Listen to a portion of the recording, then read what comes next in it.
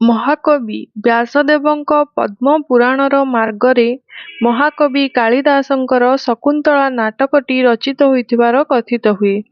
ସେହି ଶକୁନ୍ତଳା ନାଟକରୁ ସବୁ ଚରିତ୍ରଗୁଡ଼ିକ ଆଣି କବି ଗଙ୍ଗାଧର ମେହେର ପ୍ରଣୟବଲ୍ଲରୀ କବିତାଟି ରଚନା କରିଛନ୍ତି। ସେହି ପ୍ରଣୟବଲ୍ଲରୀ କବିତାର ପ୍ରଥମ ସର୍ଗ ବା ପ୍ରଣୟାଙ୍କୁରଠାରୁ ଆମ୍ଭେ ପଢ଼ିବା ଆରମ୍ଭ କରିବା। କିନ୍ତୁ ଯେହେତୁ ପ୍ରଥମେ ବେଦବ୍ୟାସ ଓ କାଳିଦାସଙ୍କର ଜୟଗାନ କରାଯାଇଛି, ଆଜିର ଅଧ୍ୟାୟରେ ସେହି ଜୟଗାନ ଅଧ୍ୟାୟଟି ହିଁ ପଢ଼ିବା। କାଲିଠାରୁ ପୁଣି ଆମେ ଦୁଷ୍ମନ୍ତ ନରେଶଙ୍କ ବନବିହାର କଥାରୁ ଆରମ୍ଭ କରିବା। ଚାଲନ୍ତୁ ଶୁଣିବା।